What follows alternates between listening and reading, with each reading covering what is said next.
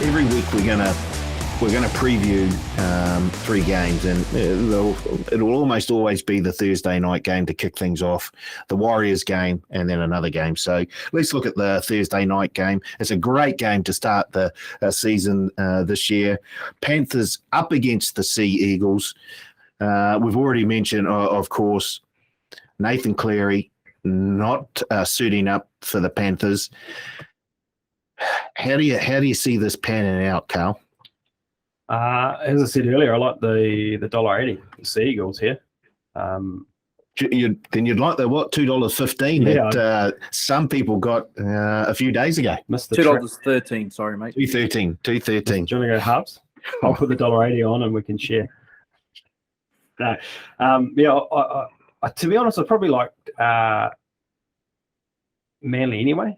Well, don't know if I would have taken them outright, but if they're outsiders, probably the plus. It's round 1. Anything can happen. Manly have got a very good team. That backline is just, it's got a lot of points in it. They've got the best half in Australia, and Daly Cherry Evans there. The forward pack maybe a little bit underdone compared to the Panthers. But yeah, I think this will be a very close game. I don't know, just something's tipping me the way of the Sea Eagles here. I did in my notes, what have I got? With all that being said, the Panthers have won 4 straight against Manly, but there's no better time to change to stop that. With one Cleary out. Exactly. Blake, you well, I think we already know we know where your money lies. So obviously you're very, very keen on the Sea Eagles as well. Yeah, I mean, for me, Cleary's massive. It's like, look what it's done to the tab from $2.13 to $1.80, and they might even shorten before kickoff, I assume. So, I mean, look, their team's still stacked, that Panthers team, and like I've already said, Sean O'Sullivan can do a job. I think if the Panthers are to win, are there any chance to win? It's got to be on that edge with Luai and Kikau. So Luai needs to show a little something that he showed Origin time, and Kikau, just needs to be his blockbusting best, because you've already spoken about the edges for Manly. They are quite young, but they are very talented. So, look, it's going to be a huge battle up front and huge battle in the back. So this could possibly be the game of the round.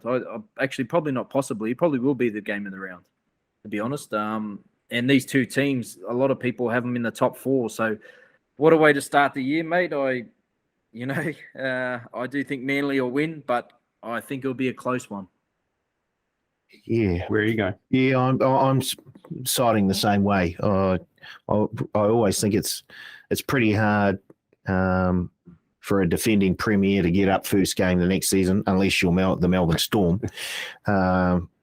And I just think with all the sort of losses, either through injury or through players moving on, it might just take them a game or two to get back into the sort of run of things. They were the best team defensively last season.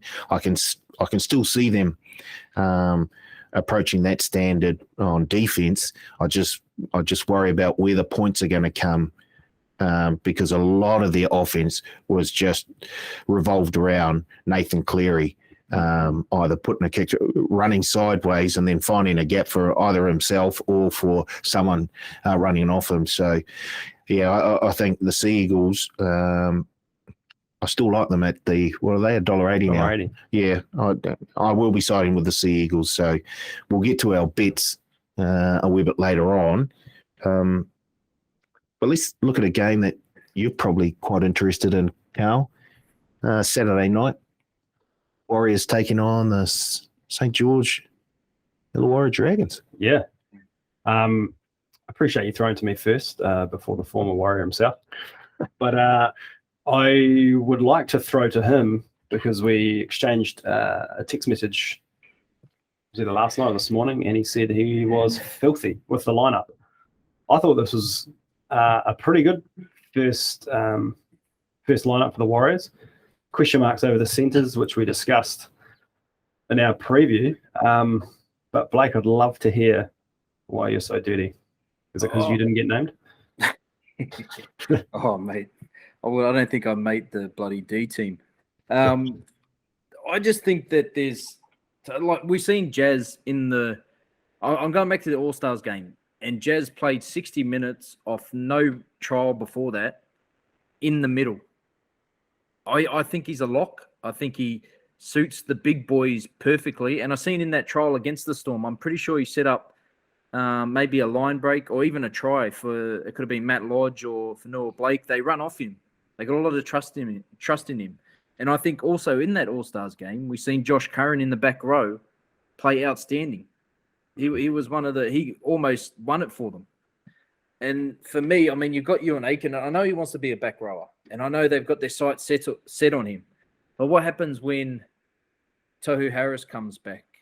And then you've got Matt Lodge and all the. I know he's not back row, but you've got all these other forwards coming back. Do you keep Aiken there and then weaken that center position? Like these kids are, I have no doubt, Vilea and Berry are going to be outstanding and probably have good years. But I just think Aiken, for your first game, I think him at centers and Curran in the back row, Jazz at lock, from just given form from what we've seen, I just think it'd be the obvious. Who do you bring in then? Who do you bring in? Well, you put Curran in the second row. You put Devanga at the back.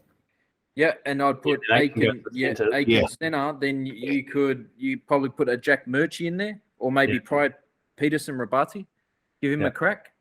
There's some young kids, even some young front rowers. Can't remember their last name, but they're young boys there that have played in the trials that are there. Like, throw them into the game. I think the only thing personally that saved the Warriors is we've already spoke about it.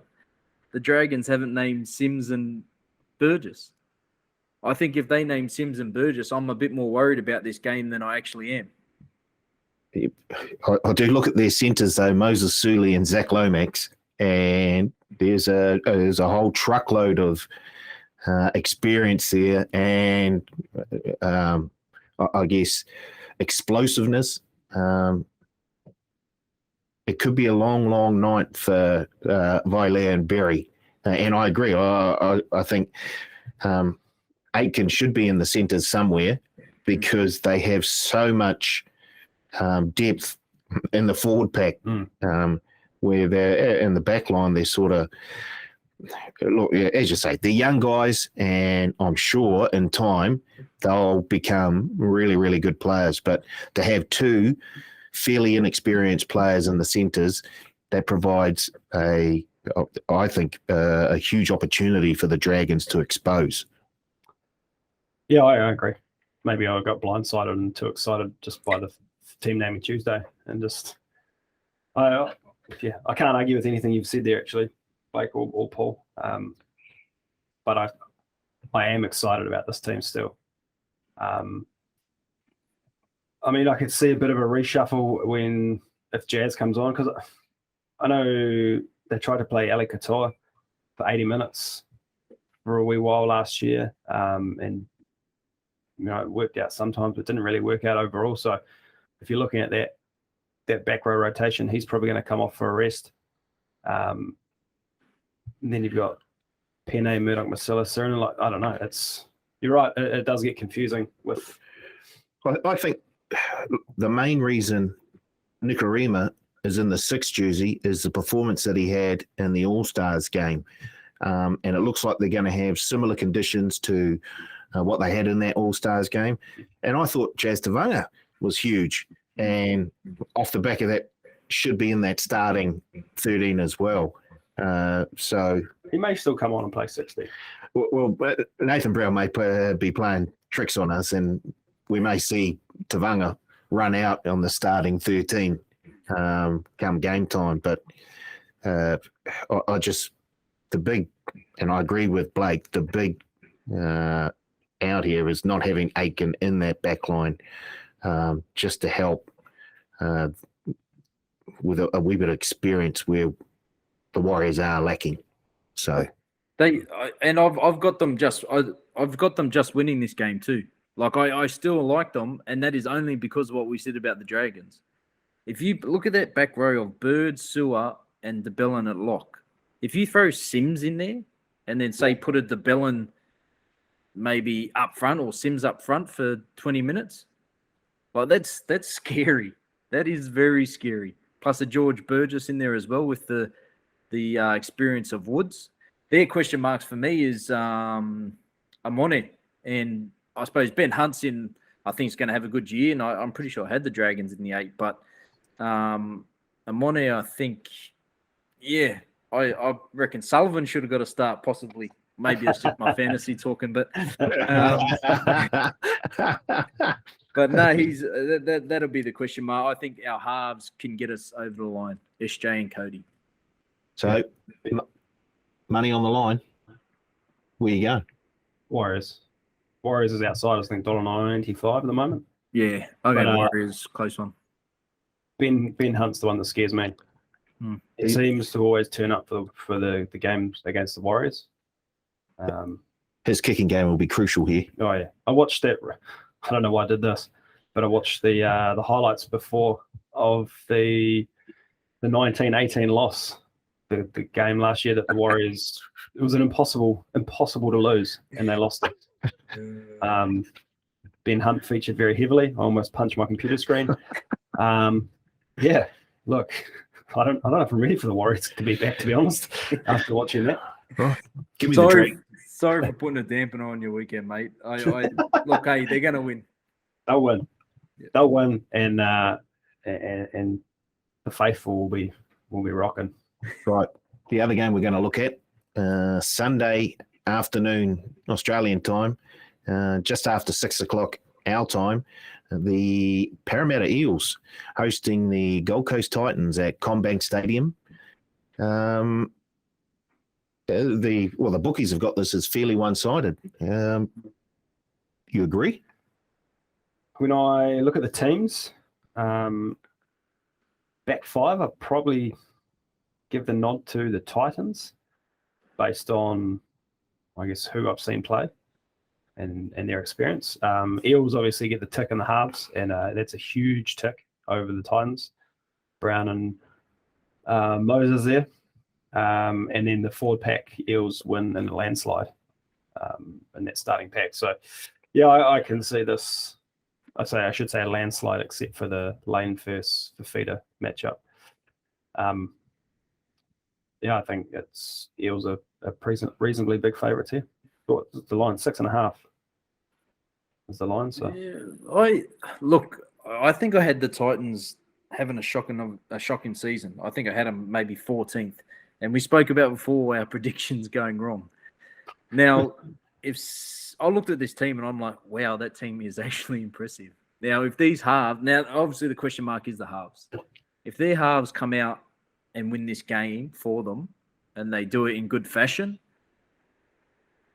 this could be my first prediction, my first future bet wrong straight away. Titans missing the 8 because their team. Never mind, Eels not winning. Oh yeah, well. I mean, I'm just looking at their team. Like, you know, their bench is strong. Big forwards on the bench. I mean, Isaac Liu, Fodawaker, and you got Fafita and Fermor and Big Tino. Like that's a great pack.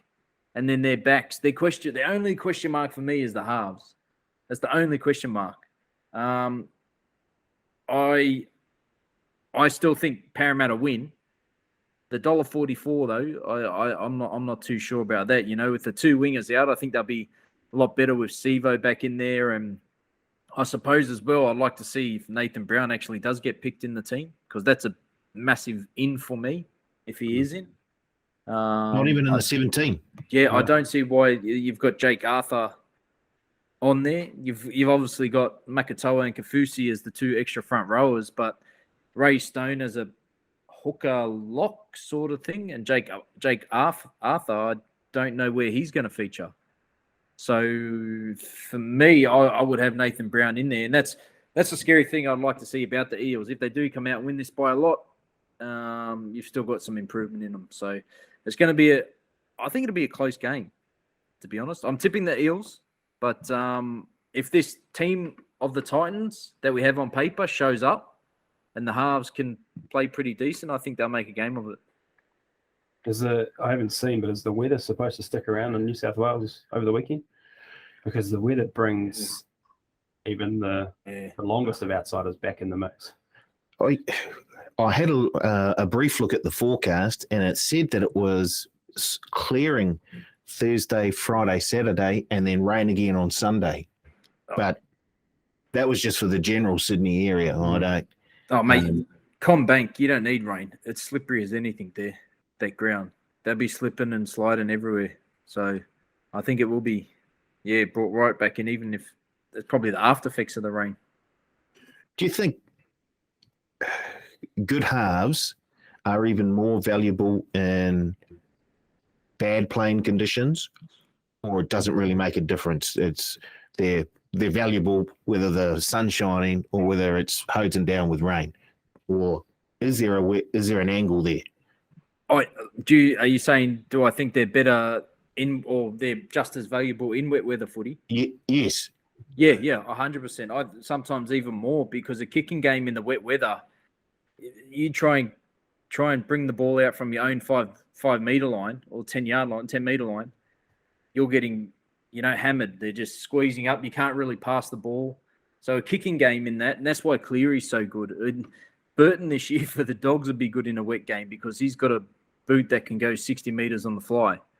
So I think the kicking game in the wet will be will be the difference. And that's why I think if it is wet, you got Mitchell Moses who can roof the ball pretty far, who I think will get them home. Yeah, so who out of Brimson or Sexton is I guess we're going to find out on Sunday, but when I look at those two, I don't see an out-and-out someone who can pick off 50 or 60 meters with their boot and get their forwards down the other end of the field in one go, whereas, as you say, Mitchell Moses has done that before. And, well, if there's any half that knows Combank Stadium, it's him. So, but I'm going with the Eels here, but once again, it all revolves around how well those Titan halves go. If they don't click or they don't have the goods to get that forward pack going, when, as you say, they're getting smashed in their own 10 meter line, it could be a long day for the Titans. But Eels for mine. Yep, same, Eels.